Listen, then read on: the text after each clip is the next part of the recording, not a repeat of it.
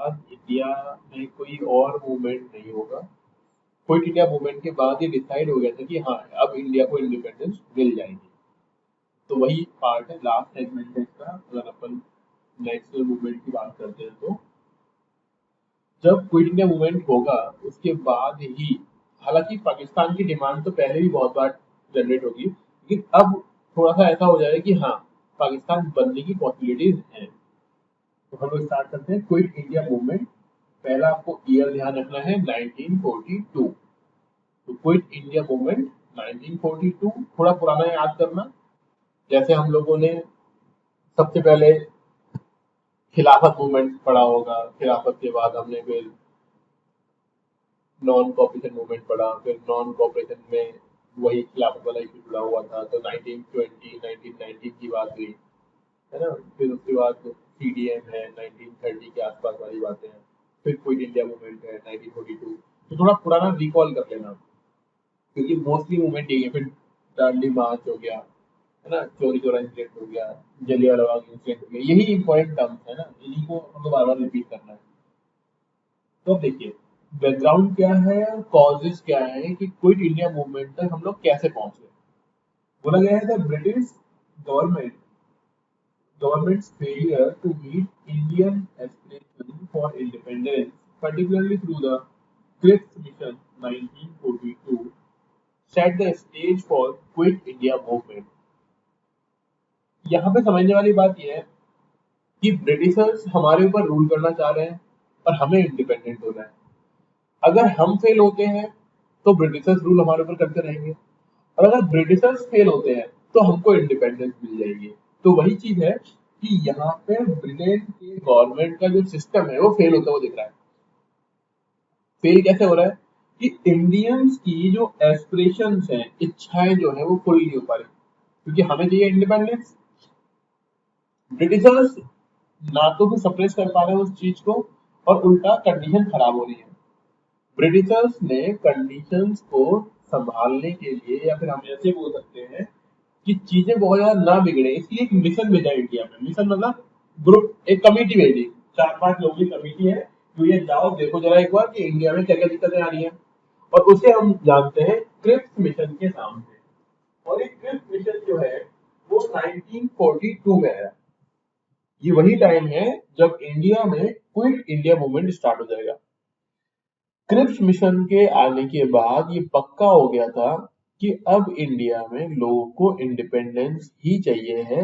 वो किसी भी और तरह के प्रपोजल, डोमिनियन स्टेटस, या फिर इन प्रोविंसेस का सिस्टम डेवलप कर देना, कोई ऑटोनोमस पावर दे देना, इन पर अब भरोसा नहीं करेंगे। अब ये क्लियर हो गया कि हमको फुल इंडिपेंडेंस ही चाहिए। अब जब मैं बोलता हूँ फुल इंडिपेंडेंस चाहिए, इसका मतलब ये भी निकल के आता है कि फुल इंडिपेंडेंस के अलावा भी कुछ और प्रपोजल इंडिया को दिए गए होंगे। जब मैं कहता हूँ इंडिया, मतलब उस समय के कांग्रेस के लीडर्स जो इंडिया बनाने के बारे में सोच रहे थे, या भारत बनाने के बारे में सोच रहे थे। कौन कौन सा प्रपोजल दिया गया होगा? एक तो दिया गया था डोमिनियन स्टेटस बनाने का। डोमिनियन स्टेटस का मतलब ये होता है कि टॉप पर ब्रिटिश होंगे और बाकी इंडिया में आप काम चलाते रहो, जो भी फाइनल आउटपुट होगा वो कौन बता रहा होगा? ब्रिटिशर्स दे रहे होंगे।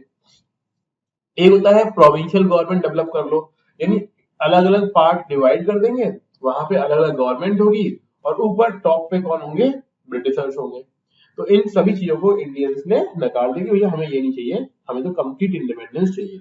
और उसके लिए जो मूवमेंट होगा वो होगा quit India movement. Then rising discontent due to British wartime policies, economic hardships, and repression added fuel to the desire for an immediate end of colonial rule. अब यहाँ पे इन चीजों को समझना बहुत जरूरी है कि टाइम जो चल रहा है वो है 1942।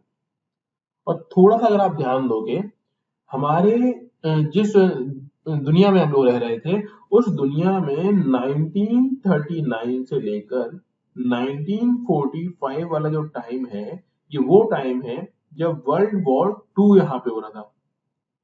वर्ल्ड वॉर टू की वजह से हम बोल रहे हैं कि ये जो ब्रिटिशर्स हैं उनकी जो पॉलिसीज है वो वॉर टाइम वाली है। वॉर टाइम पॉलिसीज मतलब इंडियंस ब्रिटिशर्स की इस टाइम की पॉलिसीज से हैप्पी नहीं है। और आप जानते ही हो, जब भी कभी दुनिया में लड़ाई हो रही है, यानी वर्ल्ड वॉर जैसी कंडीशंस बनी हुई हैं, तो जो पॉलिसीज होती हैं वो भी थोड़ी सी हार्ड होती हैं। मनी का क्रंच हो जाएगा, मनी की कमी हो जाएगी, उसे बोलेंगे इकोनॉमिक हार्डशिप, यानी मनी की दिक्कत हो गई। साथ ही साथ पब्लिक के ऊपर जब कोई दूसरा मतलब रूल कर रहा है, जो इंपीरियल पावर है, तो जिनके ऊपर रूल किया जाता है उनको दिक्कतें आती है। और जब ये दिक्कतें आएंगी तो पब्लिक को ये लगेगा कि हमको तो इमीडिएट छुटकारा चाहिए, और तब ये डिमांड पुट होगी कि कॉलोनियल रूल से हमें तुरंत छुटकारा चाहिए, कॉलोनियल रूल को तुरंत इमीडिएटली खत्म कर देना चाहिए। और जब ये इमीडिएट वाली बात आएगी तब हम लोग स्टार्ट करेंगे क्विट इंडिया मूवमेंट, क्योंकि हिंदी में इसको बोलते हैं भारत छोड़ो आंदोलन। कि अब कोई बातचीत नहीं होनी है ना, हम असहयोग की बात नहीं करेंगे, है ना। हम ऐसे भी नहीं बोलेंगे कि सविनय अवज्ञा आंदोलन है, कि भैया प्यार से बोल रहे हैं कि हम तुम्हारी बात नहीं, वो सब कुछ खत्म। अब तो सीधे बोला जा रहा है कि भारत छोड़ो आंदोलन हमको करना है। तब हमारा मूवमेंट स्टार्ट होगा, launch of the movement initiated by Mahatma Gandhi. तो पहले तो ये ध्यान रखना कि भैया इनिशिएशन किसने किया है, महात्मा गांधी जी ने किया है। किस दिन स्टार्ट किया गया, 8 अगस्त 1942 at the all India Congress committee session in Bombay. अब हमें सोच सकते हैं कि भैया डेट कैसे डिसाइड करते हैं। तो जैसे कि आप लोगों को मालूम होगा, अभी भी और पहले भी हर साल कांग्रेस के सेशन हुआ करते थे, यानी उनकी मीटिंगें हुआ करती थी। उस मीटिंग के अंदर ये डिसाइड करते थे कि अगले एक साल में हमें किन किन चीजों पे फोकस करना है और कौन कौन सी एक्टिविटी करनी है। तो 8 अगस्त को ये डिसाइड कर लिया गया था कि हम 8 अगस्त से भारत में 1942 के टाइम में भारत छोड़ो आंदोलन स्टार्ट करेंगे, यानी क्विट इंडिया मूवमेंट स्टार्ट करेंगे। और आप जानते हो कि अगर कोई मूवमेंट स्टार्ट करना है तो हमें कुछ बड़े बड़े स्लोगन्स, बातें या फिर कमिटमेंट देनी होती है। और इसी रैली के अंदर महात्मा गांधी जी फेमस स्लोगन देंगे, डू और डाई का।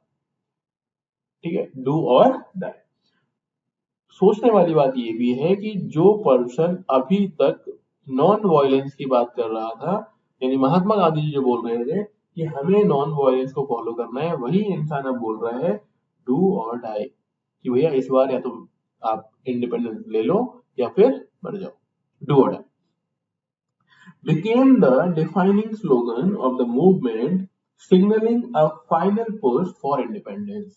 और ये जो स्लोगन है वो ये सिग्निफाई करेगा, वो इंडिकेशन देगा कि ये फाइनल अटेम्प्ट है, ये फाइनल पुश है हमारे इंडिपेंडेंस के लिए।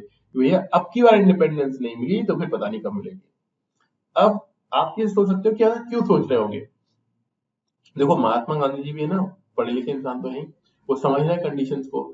इस टाइम में इसको फाइनल पुश इसलिए बोल रहे हैं कि 1939 में जब लड़ाई स्टार्ट हुई थी वर्ल्ड वॉर वन वाली, सॉरी टू वाली, वर्ल्ड वॉर टू के अंदर शुरुआत में जर्मनी ने बहुत ज्यादा डैमेज किया था यूरोपियन कंट्रीज को। जैसे कि आप लोगों को मालूम भी होगा, अगर पुरानी बातें आपने पढ़ी हो, जर्मनी शुरुआत के 2 साल तक जीत रहा था, मतलब जहां पर वो फाइट कर रहा है वो प्लस में था, हर जगह उसे एक तरीके से बेनिफिट मिल रहा था। तो उस टाइम में लॉस हो रहा है यूरोपियन कंट्रीज को। 1945 आते आते, देखो ये 1942 है, और अगर मैं बात करता हूँ 1939 में लड़ाई स्टार्ट हुई, तो जब ये 1942 चल रहा है ना, तो अभी ब्रिटिशर्स को ये पक्का दिख नहीं रहा था कि हम जीत ही जाएंगे। ब्रिटिशर्स को ये लग रहा था, यानी यूरोपियन कंट्रीज को ये लग रहा था कि वो हार जाएंगे हिटलर से, हिटलर यानी जर्मनी से। और तब इंडियन से भी सोचा कि भाई अभी वीक है ये लोग, कमजोर हैं, इस टाइम अपन को अटैक कर देना चाहिए, हो सकता है हम मूवमेंट करें और जीत जाए। अटैक मतलब मूवमेंट। तो ये तो हो गया, मूवमेंट को लॉन्च कर दिया। अब देखिए ऑब्जेक्टिव क्या है। मूवमेंट का ऑब्जेक्टिव क्या होगा कि इंडिपेंडेंस चाहिए अपन लोगों को। इंडिपेंडेंस ये कैसे मिलेंगे वो देखिए आप, objective. The primary aim was an immediate British withdrawal from India. Primary aim तो ये है कि ब्रिटिशर्स इंडिया से तुरंत वापस चले जाए, विड्रॉ कर ले अपने आप को। दूसरा, establishment of an interim government run by Indians to take over after the British exit. दूसरी बात यह है कि एक अंतरिम सरकार बनाई जाए। इंटरिम गवर्नमेंट क्यों? क्योंकि एकदम से इलेक्शन करवा पाना संभव नहीं था, तो जो गवर्नमेंट बनती है बिना इलेक्शंस के कुछ टाइम के लिए, उसे बोलते हैं इंटरिम गवर्नमेंट। इंटरिम गवर्नमेंट बनाई जाएगी। और ध्यान देने वाली बात यह है कि ये इंटरिम गवर्नमेंट जो है वो इंडियंस के थ्रू रन की जाए। ऐसा ना हो कि ब्रिटिशर्स का इन्फ्लुएंस हो जाए, नहीं। और ये टेक ओवर करे पूरी पावर को ब्रिटिशर्स के एग्जिट होने के बाद, नहीं चले जाने के बाद। और क्या है? To mobilise the Indian population in a mass uprising against colonial rule. इस मूवमेंट का अगला मोटिव भी है कि हम भारत की पब्लिक को ब्रिटिशर्स के अगेंस्ट फाइट करने के लिए उनके सामने एक तरीके से एक चैलेंज क्रिएट कर पाए, अपराइज कर पाए, खड़ा कर पाए हम लोगों को कि हम लोगों को अब कॉलोनियल रूल नहीं चाहिए। तो ये तो हो गए ऑब्जेक्टिव। क्योंकि ये शॉर्ट नोट्स बनाए हैं अपन ने ना, इसकी बहुत बड़ी बड़ी कहानियां होंगी, लेकिन अगर आप इतनी चीजें समझ गए, मेरी कही हुई बातें आपको याद रही, तो आप पढ़ोगे ना चीजों को किसी बुक से, तो उन्हें आप कनेक्ट कर पाएंगे। तो ये था ऑब्जेक्टिव। अब स्ट्रेटजी क्या है कि कोई भी मूवमेंट अगर करना है तो आपको कोई ना कोई स्ट्रेटजी फॉलो करनी पड़ेगी। स्ट्रेटजी एंड एग्जीक्यूशन, यानी एग्जीक्यूट कैसे करेंगे हम प्लानिंग करने के बाद चीजों को। तो Gandhi ji urged non-violent resistance and mass civil disobedience, but widespread arrest soon left the movement without central leadership. इसका मतलब क्या था कि महात्मा गांधी ने हमेशा बोला है कि नॉन वायलेंस मूवमेंट करना है, पब्लिक के साथ मूवमेंट करना है, सिविल डिसोबीडियंस होना चाहिए। लेकिन इस बार जब मूवमेंट हो रहा है तो जितने भी लीडर्स हैं उनको अरेस्ट कर लिया जाएगा और कोई भी सेंट्रल लीडरशिप नहीं होगी यहाँ पे। और इस बार महात्मा गांधी जी बोल भी देंगे कि अगर सेंट्रल लीडरशिप ना हो तो पब्लिक अपने अकॉर्डिंग डिसीजन ले ले। और जब भी आप पब्लिक की बात सुनोगे तो पब्लिक तो हमेशा मारकाट की बात करती है ना? तो local leaders and grass roots organisers took the lead, resulting in spontaneous protest, strike and disruption. जब ग्रास रूट लेवल पर जो लोग मैदान में खड़े हुए हैं उन लोगों को डिसीजन लेना होगा। जब वो लोग डिसीजन लेंगे तो प्रोटेस्ट होंगे, एकदम से स्ट्राइक होगी और डिसरप्शन हो जाएगी, नहीं भिड़ंत आपस में। ये सब कुछ आपको देखने को मिलेगा। तो यही बात बोली जा रही है यहाँ पे कि अपने अकॉर्डिंग डिसीजन लें, तो जब डिसीजन अपने अकॉर्डिंग लिए जाएंगे तो दिक्कतें तो होंगी होंगी। Then next, young activist and students were particularly active, contributing to vandalism of government property, cutting of telegraph lines, and disrupting train services.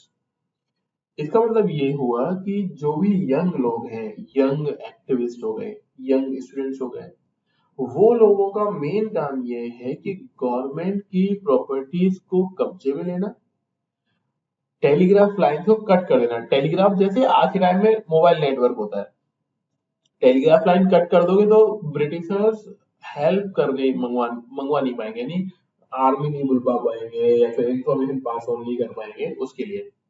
Then train की सर्विस को डिसरप्ट कर देना, यानी वो पटरियां उखाड़ देना या फिर लोगों को उस टाइम तो होता क्या था कि ट्रेन का मेन काम है गुड्स की सप्लाई करना, और गुड्स किसके लिए? ब्रिटिशर्स के लिए। तो उसको रोक दिया गया जिससे ब्रिटिशर्स को लॉस होता रहे, इकोनॉमिक भी और साइकोलॉजिकल भी और फाइनेंशियल तो हो ही रहे इस तरीके से। अब गवर्नमेंट ने क्या किया? Government response and repression. Government क्या करेगी? The British responded immediately with mass arrest most prominent leaders including Mahatma Gandhi, Jawaharlal Nehru and Sardar Patel were imprisoned। तो उस टाइम में जितने भी बड़े लीडर्स थे, मूवमेंट के स्टार्ट होते ही तुरंत उनको जेल में डाल दिया सबसे पहले, क्योंकि अगर लीडर ही नहीं है तो बिना लीडर के मूवमेंट करना बड़ा मुश्किल है। तो इन्होंने लीडर्स को ही सबसे पहले क्या कर दिया? जेल में डाल दिया। देन दूसरा है violent suppression tactics were employed, including open firing, lathi charges and the imposition of martial laws in certain areas। Britishers ने भी इस बार है ना, ऐसे नहीं है कि सिर्फ बता रहे कि वापस चले जाओ या फिर सप्रेस किया जा रहा है। उन्होंने सप्रेस जो किया है वो वायलेंट तरीके से किया है, मतलब मार पिटाई वाले तरीके से, जिसमें आता है ओपन फायरिंग, लाठी चार्ज, और साथ ही साथ वो जिसे अपन बोलते हैं मार्शियल लॉ यानी कर्फ्यू लगा देना। बिल्कुल हार्ड स्टेप उठाए ब्रिटिशर्स ने भी, क्योंकि उनको भी लग रहा है कि हमें कंट्रोल बना के रखना है और इंडियंस को भी लग रहा है कि हमें इंडिपेंडेंस चाहिए। तो बिल्कुल एक्सट्रीम बातें हो रही है यहाँ पे। The movement saw brutal repression with thousands arrests and scores killed और इंजर्ड इन पुलिस फायरिंग। कहने वाली बात यह है कि अच्छे खासे अमाउंट में लोगों को अरेस्ट कर लिया जाएगा और ठीक ठाक नंबर होगा जो लोग मारे जाएंगे या फिर इंजर्ड हो जाएंगे पुलिस की फायरिंग में या फिर पुलिस की लाठीचार्ज में। ब्रूटल रिप्रेशन बोलते हैं इसको, क्योंकि देखो ये क्रिमिनल्स नहीं है। आपको लग सकता है कि यार इनके पुलिस तो ऐसे करेगी, पुलिस करती है क्रिमिनल्स के अगेंस्ट। ये लोग क्रिमिनल्स नहीं है, क्रिमिनल्स ना होने के बावजूद भी इनके साथ इस तरीके का बिहेवियर किया जाएगा। द नेक्स्ट है इम्पैक्ट एंड सिग्निफिकेंस। क्या इम्पैक्ट पड़ा और क्या आउटकम निकला। Through suppressed military the military uh, the Quit India movement had a lasting impact on the Indian freedom struggle। कहने वाली बात ये कि भले ही कितना ही सप्रेस क्यों ना किया गया हो, लेकिन क्विट इंडिया मूवमेंट ने अपना अंतिम इम्पैक्ट डेवलप किया जिससे हम लोगों को इंडिपेंडेंस मिली। Demonstrated the wide spread disillusionment है with British rule gaining national and international attention। डिल्यूजनमेंट का मीनिंग होता है कि हमारे आंखों पे चढ़ा हुआ पर्दा हट गया, सभी लोगों को समझ में आ गया कि ब्रिटिश कैसे रूल कर रहे थे। हम लोग अपनी प्रॉब्लम्स को इंटरनेशनल लेवल पे बता पाए, दूसरी कंट्री के लोगों को ये मालूम पड़ा कि ब्रिटिश का रूल जो था इंडिया वो सही नहीं था, तो भ्रम टूट गया। डिल्यूजनमेंट का मीनिंग होता है जो भ्रम था वो खत्म हो गया, मतलब लोगों को मालूम पड़ गया वो टूट गया। The movement strengthened India's resolve for independence and made it clear that Britain would face sustained resistance to its presence in India। और मूवमेंट इतना स्ट्रॉन्ग था, इससे क्लियर मालूम पड़ गया कि इंडियंस को इंडिपेंडेंस चाहिए, नहीं तो ब्रिटिशर्स को लगातार रेजिस्टेंस फेस करना पड़ेगा। रेजिस्टेंस यानी प्रतिरोध मान लीजिए या फिर बाधाएं मान लीजिए, है ना, कि कोई भी काम करेंगे तो उसमें इनको दिक्कतें आएंगी ही आएंगी। ठीक है, नेक्स्ट देखिए। Ultimately weakened British control paved the way for post-war negotiations leading to independence। तो वहां पे लिखा हुआ है weakened British control, कि ब्रिटिशर्स का कंट्रोल वीक हो रहा है। वीक क्यों हो रहा है? क्योंकि लड़ाई में उधर वीक हो रहे हैं लोग। तब लड़ाई के बाद post war negotiations, world war के बाद तो जो नेगोशिएशंस हुए, जो बातचीत हुई भारत के जो प्रतिनिधि होंगे उन लोगों के साथ, उसमें ये डिसाइड हो गया कि हम लोगों को इंडिपेंडेंस मिलेगी। लीडिंग टू इंडिपेंडेंस मतलब उस नेगोशिएशन से आउटकम ये निकलेगा कि इंडिपेंडेंस मिल जाएगी। ठीक है, आगे देखिए। अब जब इंडिपेंडेंस की बात हो रही है तब बात आएगी demand for Pakistan, Pakistani demand की जाएगी। ऑरिजिन एंड आइडियोलॉजिकल बैकग्राउंड की स्टार्टिंग कैसे हुई और आइडियोलॉजी किसकी थी, बेसिकली किन लोगों ने सोचा होगा। The idea of Pakistan emerged in 1930s within the All India Muslim League as concerns grew that Hindu majority domination in an independent India। तो पहली बात तो 1930 में पहली बार बात आई थी कि अगर, और किसको कौन लेके आया है, all India Muslim league. Concern ये है कि जो इंडिया बनेगा उसमें हिंदू मेजोरिटी में है, और अगर इंडिया ऐसे इंडिपेंडेंट होता है तो मेजोरिटी में जो हिंदू हैं हो सकता है वो जो माइनॉरिटी में लोग हों उनको सप्रेस करें, और सप्रेस करने में दिक्कत है। तो इसी वजह से इस चीज को लेकर यहाँ पे जो लीडर है इनके Mohammad Ali Jinnah, by Muhammad Ali Jinnah, the Muslim League advocated for the right of Muslims as a separate political entity।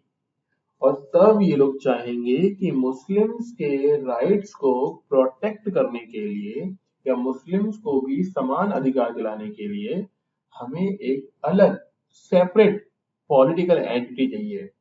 Political entity का मतलब ये होता है कि अलग से देश चाहिए, भूभाग चाहिए। और तब आएगा टू नेशंस थ्योरी। देखिए, Jinnah articulated the two nations theory, asserting that Hindus and Muslims were distinct communities with different cultures, religions and way of life। तो यहाँ बोला जाएगा कि हिंदू और मुस्लिम जो है वो दोनों ही कम्युनिटी अलग अलग है, उनका कल्चर डिफरेंट है, रिलीजन डिफरेंट है, वे ऑफ लाइफ डिफरेंट है। तो इसी वजह से ये थ्योरी डेवलप होगी कि दो अलग देश बने। The theory suggested that Muslims would struggle to protect their rights within a Hindu majority India, thus required a separate nation to ensure their religious and cultural identity। बोला ये जा रहा है कि अगर यहाँ पर मुस्लिम और हिंदू साथ में रहेंगे तो डेफिनेटली हिंदू जो होंगे वो मेजोरिटी में होने की वजह से माइनॉरिटी के ऊपर एक तरीके से डोमिनेट करेंगे और माइनॉरिटी को स्ट्रगल करना पड़ेगा अपने राइट्स के लिए। माइनॉरिटी मतलब मुस्लिम्स के लिए, मुस्लिम के लिए बोला जा रहा है कि उनको अपने राइट्स के लिए फाइट करना पड़ेगा क्योंकि कल्चरल डिफरेंस है। और तब आएगा लाहौर रिजोल्यूशन 1940 के अंदर। देखिएगा, at the Muslim league session in Lahore 1940, the demand for separate Muslim majority state in the northwest and east-west officially adopted। North-waste और ईस्ट-वेस्ट यानी बांग्लादेश वाली साइड में है ना, एक तो ये हो गया और इधर तो है, इधर पाकिस्तान है। इन जगहों को लेकर ये बात सोची जाएगी। This resolution laid the ideological foundation for Pakistan। और 1940 के अंदर ही इस मीटिंग में ही एक तरीके से आइडियोलॉजिकली फाउंडेशन नींव डल गई थी पाकिस्तान की। With the term Pakistan being popularized as a name for the proposed separate state। और ये पाकिस्तान में भी क्या ना अलग अलग एरिया थे, उनके पहले पहले अक्षरों को मिलाकर ये पाकिस्तान बनाया गया था और ये अब डिफाइन हो गया एक तरीके से पाकिस्तान कोई सी बन सकती है। The Lahore Resolution marked a significant shift from seeking political safeguards within a united India to demanding a separate Muslim homeland। और ये अब लाहौर सेशन से डिफाइन हो गया था, यानी लाहौर सेशन के बाद ये बात क्लियर हो गई थी कि मुस्लिम्स के लिए एक सेपरेट आइडेंटिटी, मतलब सेपरेट आइडेंटिटी हो सकती है या फिर एक सेपरेट नेशन हो सकता है। देन नेक्स्ट देखिए, British reaction and attempts at compromise. इसका मतलब क्या हुआ कि इस चीज को लेकर ब्रिटिशर्स ने क्या सोचा और किस तरीके से किन चीजों को लेकर कॉम्प्रोमाइज किया गया। The British sought to balance Congress and Muslim League interests to maintain control, including attempts through the Cripps Mission and Cabinet Mission Plan। Britishers का मानना यह था कि दोनों को बैलेंस रखा जाए, यानी हिंदूज को भी मुस्लिम्स को भी दोनों की बातों को सुना जाए, बीच का कुछ रास्ता निकाला जाए। और इसी चीज को सॉल्व करने के लिए दो प्लान आए, यानी दो कमेटियां ब्रिटिशर्स ने इंडिया में भेजी कुछ लोगों को लीडर्स बनाकर। एक है क्रिप्स मिशन, दूसरा है कैबिनेट मिशन प्लान। मतलब इसमें लोग आए थे और ये डिसाइड कर रहे थे कि इंडिया को इंडिपेंडेंस किस तरीके से देनी है। साथ ही साथ various constitutional schemes were proposed such as decentralized federation to accommodate the league's demand for autonomy। तो यहाँ पे ये बोला जाएगा कि कॉन्स्टिट्यूशनल स्कीम लोगों को समझाई गई, साथ साथ ये बोला गया कि डिसेंट्रलाइज्ड फेडरेशन होगा जिसमें कोई सेंट्रल गवर्नमेंट नहीं होगी, है ना, सभी लोगों को इक्वल माना जाएगा, ऑटोनोमस पावर देंगे। ये सब बातें की जा रही है, हालांकि कुछ नहीं माना जाएगा और कंप्लीट इंडिपेंडेंस की बात की जाएगी। Despite these attempts, the demand for Pakistan grew stronger as negotiations failed to satisfy both the Congress and League। अब ध्यान रखना, पहले इंडिपेंडेंस की बात नहीं कर रहे थे लोग, ये तो बस ऐसे मना रहे कि भैया ठीक है इक्वल डिमांड मान लेंगे, है ना, ऑटोनोमस पावर दे देंगे, कोई सेंट्रल गवर्नमेंट नहीं होगी, सबके इक्वल इक्वल पावर होगी। तो दोनों ही सेटिस्फाइड नहीं है, ना तो मुस्लिम लीग सेटिस्फाइड हुआ इस चीज को लेकर और ना ही कांग्रेस। और इनका मानना ये था कि हमें ये सब कुछ नहीं चाहिए। और तब हमको देखने को मिलेगा पार्टीशन इंडिया का। तो after world war second, Britain weakened economically, decided to withdraw from India. तो ये ध्यान रखिएगा, सेकेंड वर्ल्ड वॉर के बाद अब ब्रिटेन वीक हो चुका है फाइनेंशियली भी और पोटेंशियली भी, और तभी सोचेगा कि हमको इंडिया को छोड़ देना चाहिए। The failure to resolve Hindu Muslim differences culminated in the decision to partition British India, leading to the creation of Pakistan.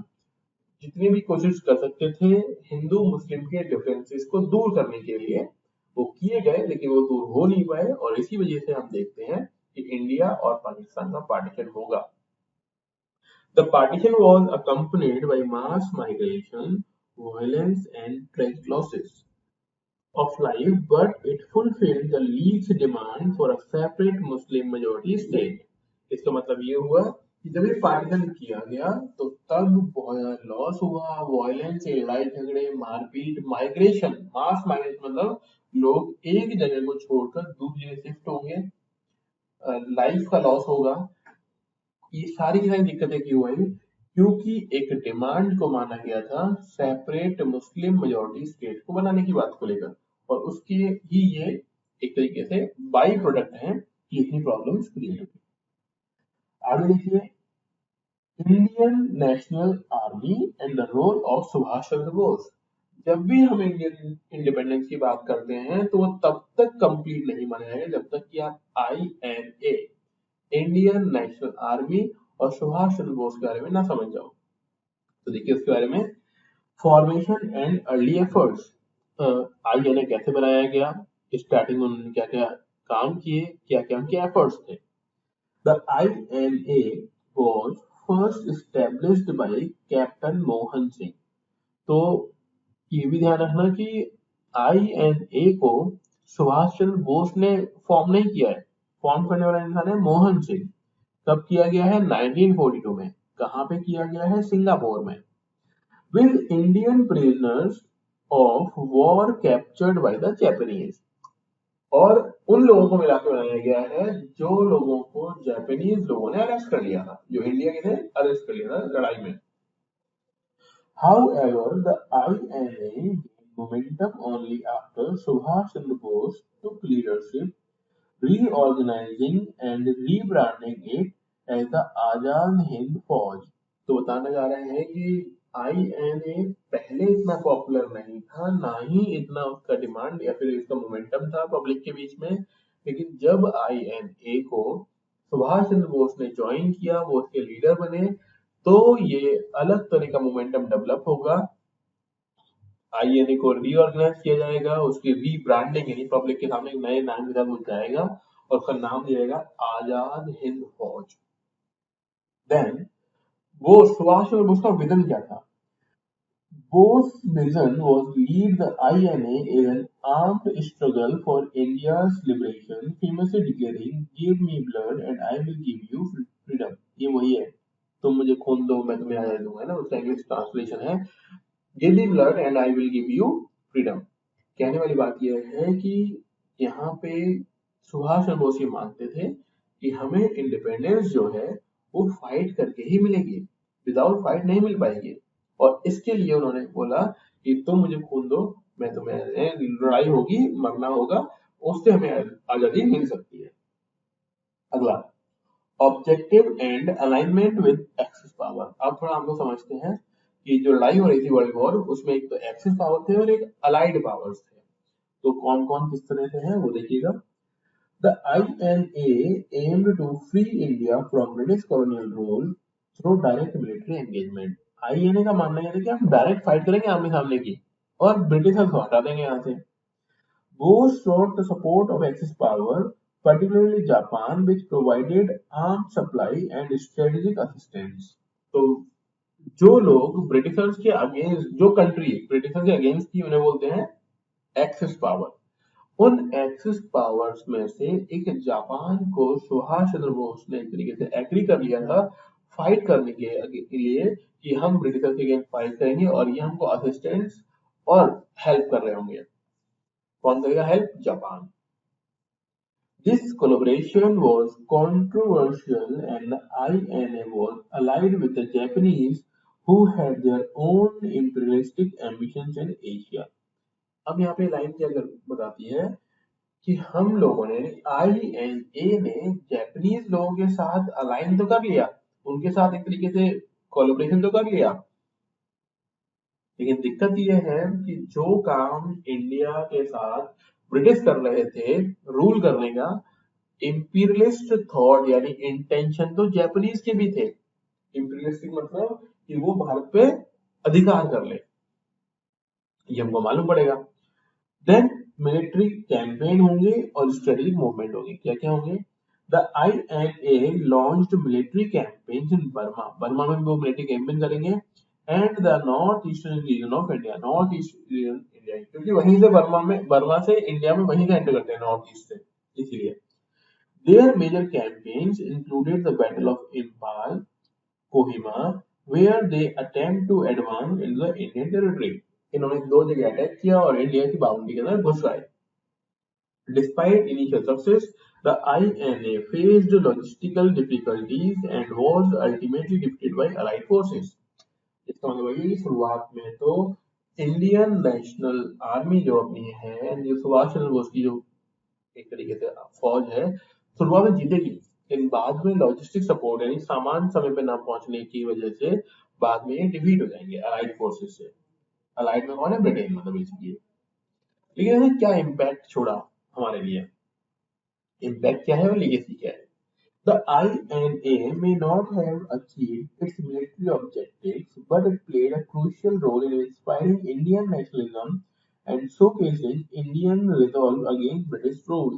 कहने वाली बात ये कि INA जिस पर्पज से बनाई गई थी कि भैया इंडिपेंडेंस दिला देंगे, लोगों को भगा देंगे ब्रिटिशर्स को, वो तो फुलफिल नहीं हुआ, लेकिन तब भी उसने इंडियंस के मन में ब्रिटिश रूल के अगेंस्ट एक बेसिक फाउंडेशन डेवलप कर दिया, उनको मोटिवेट कर दिया इस चीज को लेकर। The trials of INA officers and the raidfall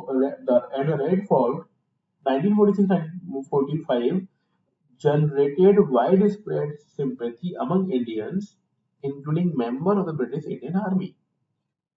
जब ये INA रेड फोर्ट पहुंचे, यानी इनकी आर्मी जब पहुंची, ये जो ट्रायल्स वगैरह लोग करते हैं, एक तरीके से तैयारी करना, प्रैक्टिस करना, तो उससे इनका इनके लिए सिंपैथी डेवलप हुई ब्रिटिश इंडियन आर्मी के अंदर भी, है ना। ब्रिटिश इंडियन आर्मी यानी ब्रिटेन के वो लोग जो इंडिया में रहते हैं। Many Indians moved by the soldiers' sacrifice developed a stronger anti-British sentiment, adding pressure on the British to expedite their departure from India. Britishers को बाहर निकालने के लिए, है ना, एक प्रेशर डेवलप करेंगे, लोगों के अंदर सेंटीमेंट डेवलप होगा, लोग सेक्रीफाइस के लिए रेडी होंगे, सेक्रीफाइस यानी अपने आपको मतलब डिवोट करने के लिए या फिर लड़ाई में मरने के लिए रेडी है ये लोग, और इसी से इन्फ्लुएंस मिलेगा इंडियन नेशनल मूवमेंट को। The INA's actions combined with Bose's charismatic leadership left legacy and strengthened India's independence movement। तो एक तो सुभाष चंद्र बोस भी जो charismatic पर्सन थे उनकी वजह से और INA की वजह से हम लोगों, मतलब एक चीज नहीं है, काफी सारी चीजों से मिलकर हमको इंडिपेंडेंस मिली थी। The INA was emblematic of the Indian desire for self-rule and become a source of inspiration even after its military defeat। बोला जा रहा है कि ये सिंबल है INA, भले ही वो हार गए हो, डिफीट मिली हो, वो हमको इंडिपेंडेंट ना करा पाए हो, लेकिन ये सिंबल है कि हमने फाइट करने के बारे में सोच तो लिया था कि हम फाइट करके भी ब्रिटिशर्स को हरा सकते हैं या फिर ब्रिटिशर्स को भारत छोड़ने के लिए मजबूर कर सकते हैं। ठीक है, तो ये एक तरीके से नोट्स थे क्विट इंडिया मूवमेंट के, INA के और इंडिया के सेपरेशन के। ये तो हो गया शॉर्ट नोट, इन्हीं को डिटेल में आप स्पेक्ट्रम से पढ़ सकते हो आराम से। स्पेक्ट्रम बुक हिस्ट्री के पन्ने ग्रुप में डाली हुई है, आप लोगों ने एक दो बार पढ़ी भी होगी आई होप, और ये आपको रफली आपको इतना याद होना चाहिए। ये था अपना इंडिया के मूवमेंट तक की कहानी, मतलब इंडिपेंडेंस तक की कहानी। नेक्स्ट हम लोग करेंगे आर्ट एंड कल्चर वाला पार्ट, जो कि अगली क्लास से स्टार्ट कर देंगे। ये PDF अपलोड कर दूंगा, ये शॉर्ट नोट्स हैं, इसका फुल पढ़ोगे ना तो बहुत मिलेगा आपको स्पेक्ट्रम के अंदर, 10-12 पेज का चैप्टर मिल सकता है, उससे आपको एक बार रीडिंग जरूर कर लेनी है ना, उसमें छोटी छोटी डिटेल्स बहुत सारी आपको मिल जाएंगी। क्लियर है? जो पढ़ाया समझ में आया आप लोगों को? ठीक है, तो इतना आप करिए, इसकी पीडीएफ में भेज दूंगा, क्वेश्चन में भेजता हूँ। आप लोग खुद भी अटेम्प्ट करें इन क्वेश्चंस को, और अपने जो भी साथी वगैरह हैं, भले ही किसी भी कॉम्पिटिशन की तैयारी कर रहे हो, उनको ग्रुप वाले क्वेश्चंस अटेम्प्ट करने के लिए बोले कि ऐसे तो आप करते ही हो क्वेश्चन कहीं ना कहीं से, लेकिन वहां भी आपके लिए प्लस पॉइंट रहेगा, छोटी छोटी चीजें आपको दोबारा रिकॉल हो जाएंगी। तो कोशिश करना आपको क्वेश्चंस वगैरह अटेम्प्ट करो आप, ठीक है, जो ग्रुप पर आते हैं। ओके देन, गुड नाइट, मिलते हैं नेक्स्ट क्लास में। मैसेज डाल दूंगा जिस दिन भी क्लास के लिए होगा, ठीक है। Okay, good night.